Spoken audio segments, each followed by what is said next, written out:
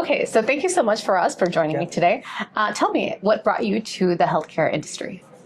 I was a sophomore at Stanford, and I was really mostly planning on doing electrical engineering or computer science or something like that. But at Stanford, they really encourage you to take a lot of different kind of classes, and I had always had a fascination with the brain. So I took advantage of one of the classes that sophomore year to take a class on brain and behavior, where they were not just teaching you the biology of the brain, but connecting that to behavior. And showing how, like, damage to the brain can result in some aberrations. And so it just blew me away, right? Really being able to understand how closely linked our daily lives are to underlying biology. Some things that we consider free will aren't really free will. They're just, hardwired in our brains. And that just put me down in a path of I want to do something with biology, even though I hadn't taken it for years. And combine that with my engineering discipline and background. So it was that process that what took me down the path of what eventually became a career in healthcare. At the time, I wasn't sure whether I wanted to do psychology or, my whole mind opened up to new possibilities. But eventually I became what would now be called a biomedical engineer. And then went into biomedical engineering and then did that work and then eventually transitioned into biotechnology. Wow. Okay. And so what did you learn? What is the connection between the brain and the behavior? It was just more the understanding how some of it is sometimes just genetics. Sometimes it's just, you have a certain genetic condition and that affects you in a certain way. Sometimes it could just be developmental conditions. So human pathophysiology, it was more like the study of less normal behavior and more how things can go wrong in the brain and that can cause disease. How just a simple problems or imbalances of different neurotransmitters can cause, can really make you go haywire. Or I loved learning about the specialization of this specific part of the brain is where there's a collection of neurons and other cells that are responsible for, memory or emotion or whatever. And you learn some of that as a kid too in biology, but it was the degree to which it was so specific and how much more we know and learned. That's kind of just opened my eyes in a different way and just made me want to understand the whole body. Why did you get so struck by it? What was the reason? Because I had seen things earlier in my life that always caused me to just again, human behavior, seeing things. I would see people who would act different, right? Call it neurodiversity, right? And where was it? I was always interested in the line between what is quote unquote normal behavior versus what is not normal, and how does that get defined, and how much of that is truly, growing up as a teenager, you're somebody's acting weird. Why is it that? They're weird. You just pass judgment, right? But then beginning to understand that there's actually there may be a reason. There may be things out of their control, right? Now that we understand things like ADHD, you might have said my God, that kid is so undisciplined. But now you understand that there's actually a biological basis for that, or autism, right? I mean, for which we're, I think, still uncovering underlying. We still don't have a great map of understanding exactly what's going on over there. So some of it was on the more severe genetic and congenital disease sides, but some of it was just standard behavior. And it was just, I used to just reflect on how do we draw the line on what's normal and what's not normal, and are we pathologizing certain behaviors just because they don't feel socially appropriate to us, but that doesn't necessarily mean that they have a disease.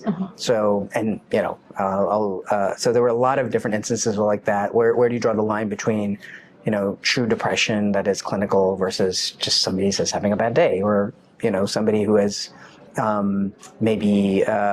maybe not as social, but they're being labeled as Asperger's or autism, right? Where do you draw that line? Who does so? And what's the underlying biological basis? So I think I was already interested in those kind of questions, and then that's why going to this class was just it was a game changer. It was just a game changer. What is your favorite part about your job? Ooh, favorite part of my job. I love the sense of urgency and mission and purpose that just comes from knowing that there are people on Earth who will die as a result of certain conditions and mutations and whatnot, for which today we don't have good options. And we are, in some cases, in many cases, the only company on earth working on that. And then you just, when you get I can give an example.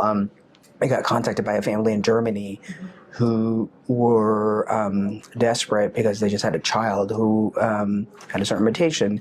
Now, this particular mutation can affect, even if it's diagnosed early, it doesn't mean necessarily some cases it might be very severe and you might, rapidly progress, but there's some people who live to their 60s or 20s or 30s before they have symptoms. So we're like, so we're trying to have that conversation with them that we're not quite ready for studies in your country.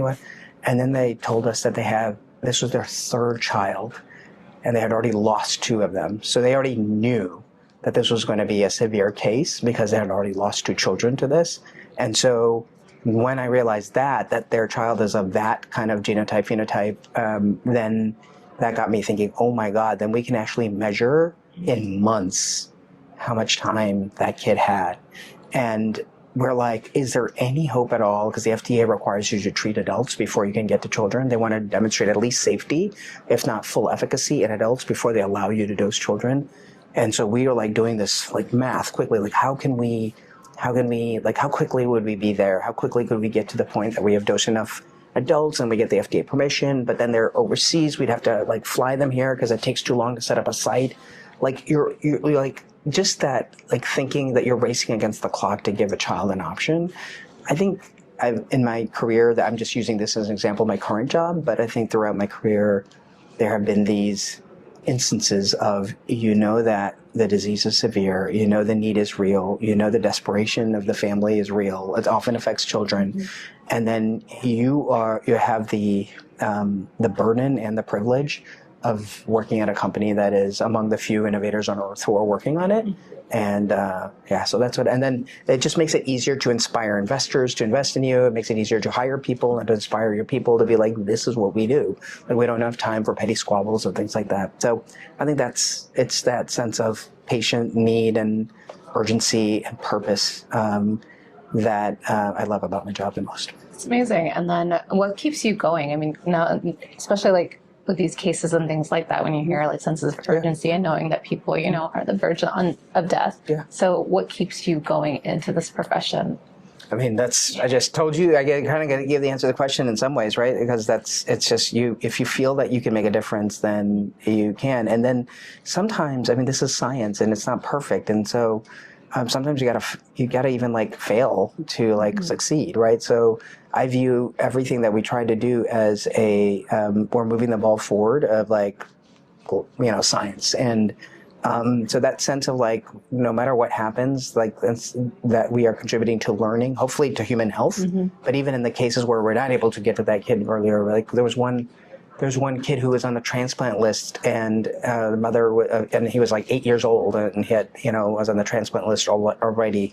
Mom was like, "Can he qualify for your study?" So he wasn't going to die because he was on the transplant list, so he wasn't progressing as rapidly, and he was going to eventually get a transplant. She was like, his heart's kind of too far gone for us to be able to help him, too much fibrosis, whatnot. And then she was like, can I donate his heart to your company?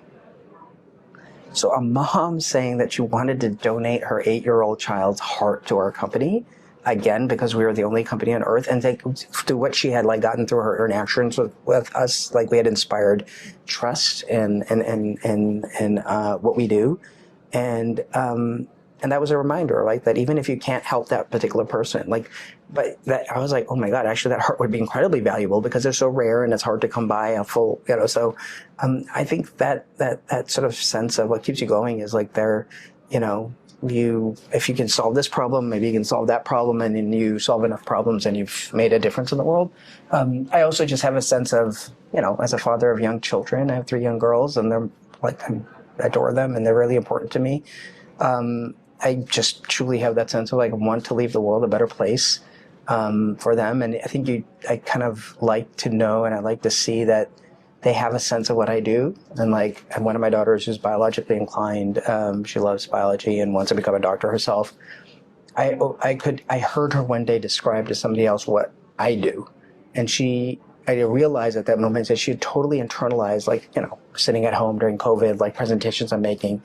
She knew the names of the diseases, she could name the mutations, and she could say, like, basically what my dad's company is doing is and give, you know, people who have mutations, their hearts are failing, and like they can like add a healthy, like, I was just like blown away. But in that, there was also that recognition that this is important. And I'm like, okay, that keeps me going, knowing that my own children, I think at some levels, maybe some more than others, get that the work that their dad is doing is important. And that's what I set out to do.